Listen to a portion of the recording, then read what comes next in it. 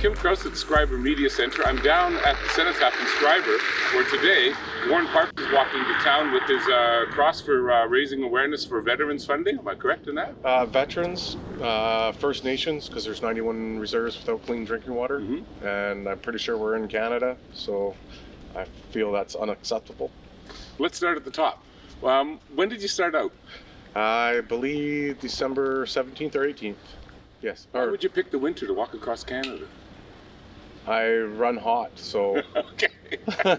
Minus 20 doesn't bother you? I've still yet to wear long johns. This is what I wear every day, pretty much, so...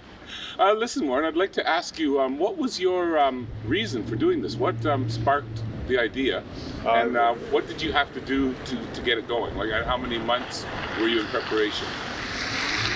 Well, the idea came to me years and years ago.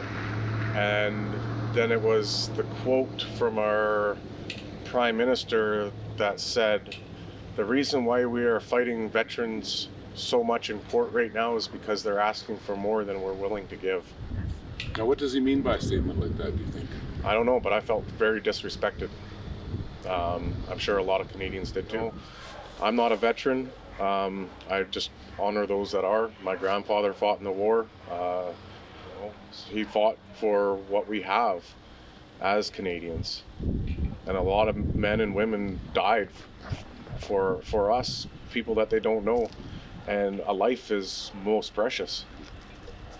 There's no dollar sign on a life. And for our democracy, to be fair. Yeah. Listen, when you started out, where was the first place? Where'd you leave from? Kelowna, BC, just by the airport. Over 2,000 kilometers now. So. How many Ks a day would you say you walk in? With no weight on it, 35 to 45. That's not bad. So you're going about 8 hours a day then, probably.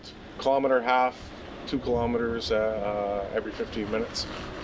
Now, once you complete the journey, I imagine you've got a date once you arrive. You're going to Ottawa, right?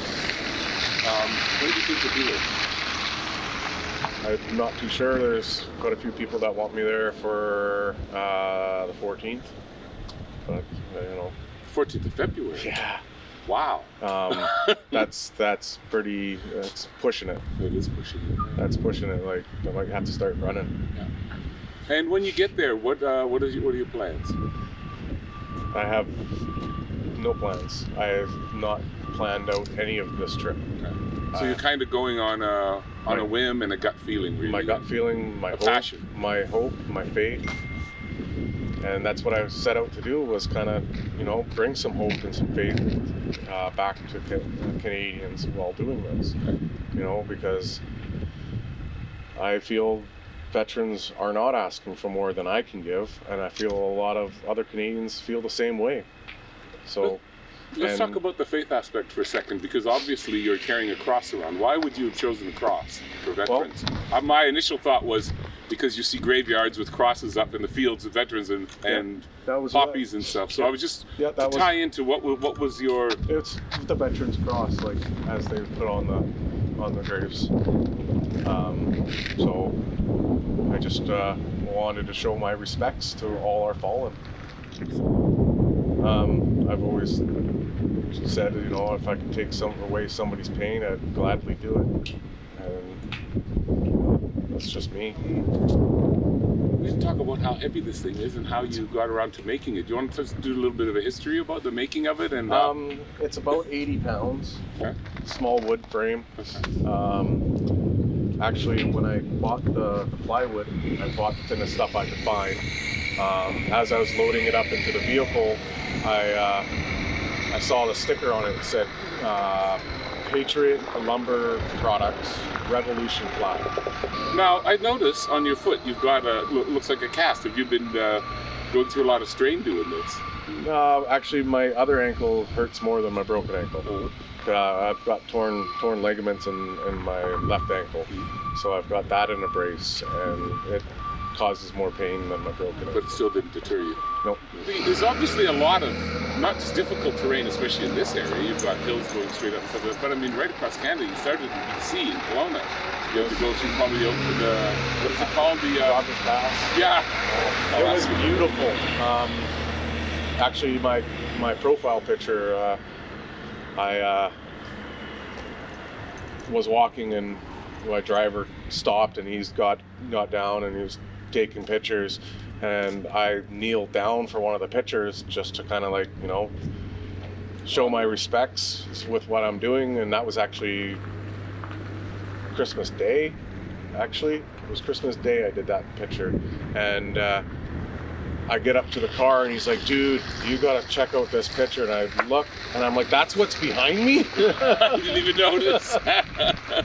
Yeah, because it's obviously a lot of rugged terrain, and of course not from the prairies. Yeah. But from December, which is not even, let's say, January, February, less than 2 months ago, you've managed to walk how many Ks so far?